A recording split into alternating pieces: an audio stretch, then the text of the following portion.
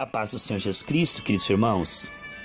Que o Shalom de Deus esteja agora inundando as nossas vidas enquanto meditamos na preciosa, viva, poderosa, aleluia, Palavra de Deus. Vamos continuar com o tema, parte 11, tentação ou compulsão, murmuração. Queridos, nós fomos feitos para a glória de Deus e pela graça estamos avançando, progredindo. Vamos aprendendo, nos arrependendo, vamos sendo transformados pelo Senhor através da nossa entrega diária. É um processo gradativo. A murmuração pode ser em palavras ou em gestos. Nós vemos em 1 Coríntios capítulo 10 que Israel não saiu do deserto. Não conseguiu entrar na terra prometida porque reagiu mal, porque murmurou. Quando eles eram provados, ao invés de responderem com fé, eles respondiam com palavras de desânimo, incredulidade, preocupação, reclamação. A murmuração pode ser até quando algo aparentemente dá errado, a pessoa vai... Ela está crendo que aquilo ali é maior do que Deus na vida dela, de que ela foi vencida, quando Deus já disse que nós somos mais do que vencedores em Cristo, que Ele nos guia em triunfo sempre. O Senhor é meu pastor, nada me faltará. Quando nós estamos convictos da palavra de Deus, estamos sempre de bom ânimo. Foi o conselho que Deus deu para Josué? Simplesmente Josué, tenha muito bom ânimo, medita nessa palavra de dia e de noite, e tudo que você fizer prosperará. Nem o inimigo ficará de pé diante de ti. A fé, ela se expressa com bom ânimo. A murmuração, quando o semblante descai, mostra que estamos prostrados porque cremos que aquele desafio, aquela luta, é maior do que Deus em nossa vida. A murmuração é dar voz à incredulidade. Quando vemos uma pessoa com o semblante descaído, desanimado, abatido no culto, isto é uma murmuração, porque está passando para as pessoas, para o visitante. Olhe para mim como eu sou infeliz. Olhe como eu estou servindo a Deus e Deus não me escuta, não me atende. Quando diz servir ao Senhor com alegria, apresentai-vos diante dele com cânticos, né? Porque a alegria é a expressão da fé. Nós tanto cremos que Deus está conosco, que nos alegramos na esperança. Mesmo no meio do desafio, lutas, perseguições, contradições, momentos de espera, somos chamados a regozijar-se no Senhor. A murmuração é abrir a boca e dizer o contrário da fé. Aquele povo no deserto reclamou, murmurou, se fez de vítima e coitadinho, ao invés de se fazerem mais do que vencedores, porque Deus havia dito que estava com eles. Quando eu creio que Deus está comigo e ajo como quem tem Deus, falo como quem tem Deus, mesmo que debaixo do sangue de Jesus, porque é pela misericórdia e pela graça, porque nós estamos num processo gradativo, a gente falha às vezes, mas o importante é se recompor rápido, não ficar muito tempo ali fazendo de conta que não pecou. O Senhor tem misericórdia daqueles que chamam pecado de pecado imediatamente, para que o inimigo não tenha brecha nem oportunidade. O bom mesmo é não murmurar, mas aquele que tem o vício da murmuração, é importante chamar isso de pecado e crer que o Senhor muda os nossos hábitos. Ele coloca em nós novo querer, novo efetuar. Não adianta nós tentarmos nos controlar. Não adianta nós fazermos voto conosco mesmo. Agora eu vou fechar a minha boca e aconteça o que acontecer, não vou reclamar. Quando nós tentamos produzir um desempenho melhor, isso será sofrível, isso será pesado. A vida cristã sempre será muito pesada e chata. Quando nós estamos tentando na carne produzir aquilo que o Senhor quer fazer em nossos corações primeiro. Por isso que a fé ela agrada a Deus, porque é como um paciente que se coloca na mão do médico e permite as devidas transformações diárias. Não é se fazer curado diante do médico. Não é o nosso desempenho que impressiona a Deus. O que agrada a Deus é essa entrega. E por níveis, amados, vamos sendo transformados. Como o Senhor se agrada quando o processo da graça que Ele, somente Ele pode produzir, novo querer, novo efetuar. Tem esse espaço diário através da nossa comunhão com Ele, com as pessoas dele, também evangelizando aqueles que precisam, meditando na palavra, como estamos fazendo agora. É lindo e maravilhoso, queridos, ver Deus mudar a nossa linguagem. Sabe, quando Deus mudou o nome de Abraão e de Sara, mudou o destino deles. Deus mudou o nome de Pedro, mudou o nome de Jacó, mudou o nome de Saulo. O que vemos que quando Deus muda a nossa linguagem, Deus muda a forma como nós nos vemos, Ele muda todo o nosso destino. Porque como o homem vê a si mesmo, assim é o seu desempenho. E quando nós começamos a renovar a nossa mente pela palavra, e começamos a nos ver em Cristo, e Cristo em nós, vai brotando gradativamente uma nova mentalidade, ponto de vista, e aí a boca fala, o coração está cheio. É o que diz em Mateus 12:34. O poder da vida e da morte está na língua, diz Provérbios 18. O que vemos é que as sementes da morte são palavras de murmuração, e as sementes da vida são palavras de fé, de adoração, de gratidão, de intercessão. Amém? Queridos, o poder da vida e da morte está na língua. A semente, ela vai germinar e vai produzir. Isso é muito sério. As pessoas não sabem a seriedade, porque a palavra é semente espiritual. Deus nos fez sua imagem e semelhança. Por isto, Provérbios 18, 20 e 21, diz que o poder da vida e da morte está nas palavras. Palavras são containers, que podem estar cheios de fé ou de incredulidade. E vemos que quando nós confessamos a palavra que não devíamos ser dita, a palavra que foi maldita, né?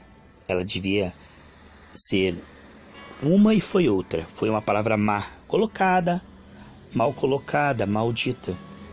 Quando nós chamamos pecado de pecado, o sangue de Jesus nos purifica todo pecado. Aquela semente, aquela palavra, o sangue de Jesus apaga e aborta. O Senhor diz que toda planta que Ele não plantou será arrancada, não ficará nem raiz nem ramo. Então a palavra que nós dizemos e nós nos arrependemos, ela não terá consequência, ela não vai frutificar. A Bíblia diz que o homem semear, ele colherá. Mas quando nós dizemos, Senhor, eu não devia ter semeado isto, eu não devia ter dito essa palavra, eu me arrependo, eu chamo isso de pecado. Sabe que a provisão de Cristo é para os pecados dos homens, inclusive pecados em palavras. Você não tem que ter medo daquela palavra que você já confessou como pecado.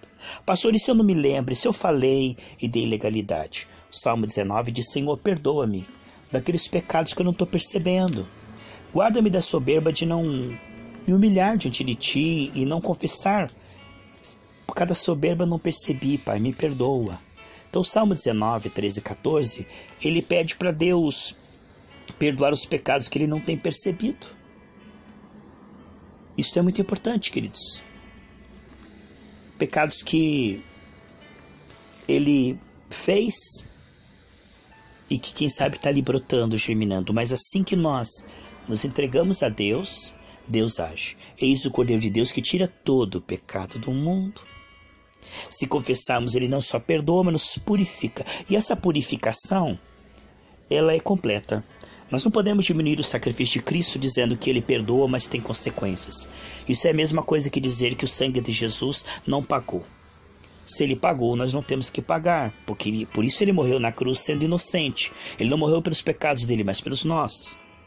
Em Isaías 53 diz que ele não apenas, não foi só o pecado que ele levou. A Bíblia diz que ele levou o castigo pelo pecado. Então é muito importante compreendermos que quando nós queremos mudar, o primeiro passo é o arrependimento, é chamar pecado de pecado. Então cessa-se aquela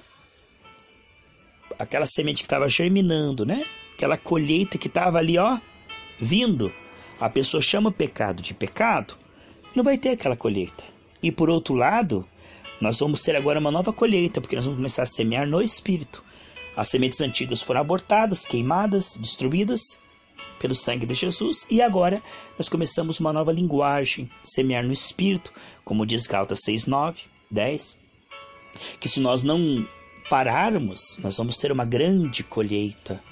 Agora, semear no Espírito, porque daquela semeadura que nós tínhamos antes, nós nos envergonhamos. O fruto dela é a morte. Mas agora, nessa nova semeadura, nós estamos semeando no Espírito, porque o Senhor nos ensina a falar. O Senhor mudou a nossa linguagem, né? Colocou em nós um novo cântico. Tirou-nos de um charco de lodo, pôs em nós um novo cântico, pôs em nós um novo espírito. E agora nós falamos palavras de fé. Isso é um processo. Às vezes, por falta de vigilância, né? É um processo gradativo. A pessoa fala algo. Senhor, me perdoa, eu não devia ter dito isso, cobre que teu sangue, eu me arrependo. E aquela palavra, ela deixa de ter efeito no mundo espiritual. Ela é anulada, o sangue de Jesus tira aquilo, não existe mais. É importante, amados, não acrescentarmos a culpa no processo. O arrependimento ele é saudável. É reconhecer que a palavra é verdade, que isso é pecado. Isso é importante. Mas tão importante quanto pedir perdão é crer no perdão. É receber o perdão, né? Pois para isso o sangue foi derramado. Nós estamos aqui para brincar com o sangue de Jesus. Mas nós precisamos dele como o ar que nós respiramos. Porque falhamos até em pensamento. Sabemos que todo processo tem uma transição. Daquilo que nós éramos, estamos acostumados a ser, a fazer, a dizer, para essa nova vida agora no Espírito. E esse processo de transição ele é gradativo. No início a gente só sabe pedir perdão mesmo, porque a gente erra quase que sempre, 70 vezes 7 por dia. Mas com o tempo o Espírito Santo vai fazendo devidas mudanças. E nós não apenas vamos recebendo o perdão, a purificação, mas a transformação. De maneira que o poder de Deus vai mudando a nossa linguagem. Vai mudando a nossa maneira de ver, pensar, falar. Aqueles que andam com Deus, eles começam a falar diferente. Enquanto o povo no deserto só via os problemas e murmurava, enquanto aquele povo só via problemas, dificuldade, né? Josué e Caleb, que subiam com Moisés e viam a glória de Deus, meditavam na palavra, oravam, eles tinham uma mentalidade mudada. A glória de Deus transforma a nossa maneira de ver, pensar, falar. Aqueles que andam com Deus são transformados. Não é que eles são cobrados em mudar-se a si mesmo. Não é que eles se culpam e tentam mudar. Não é que eles leem a Bíblia e tentam fazer aquilo. Não é isso. A presença de Deus, ela produz em nós uma mudança. Quando o aleijado chegava diante de Jesus, ou um cego, ali doente, Jesus dizia para o aleijado: anda, junto com a sua voz sai a virtude, poder criativo. Então o aleijado, um segundo antes, não conseguia andar, agora ele consegue. Por quê? Porque a palavra de Deus ela não cobra o comportamento, ela não exige mudança, ela transmite graça e produz, ali onde estava o caos, efeitos da queda, né? Onde há trevas ali, Deus joga a luz da palavra, a palavra de Deus é luz, e muda o comportamento da pessoa. O cego não enxergava, quando Jesus falava vê, a partir daquela palavra ele conseguia ver, porque a palavra, como testamento, ela concede uma herança. Ela não diz para você tente mudar, se esforce para mudar, se culpe para mudar, não é isso. Ela diz: se você andar comigo, eu sou o Senhor que te santifica. Então essas mudanças são produzidas por ele. Seu filho, veja, vos libertar, verdadeiramente sereis livre. Nós permanecemos no ensino, nós vamos nos entregando. Ele conhece a nossa estrutura. Ele nos conhecia antes de nós o recebermos. Ele já nos amou primeiro.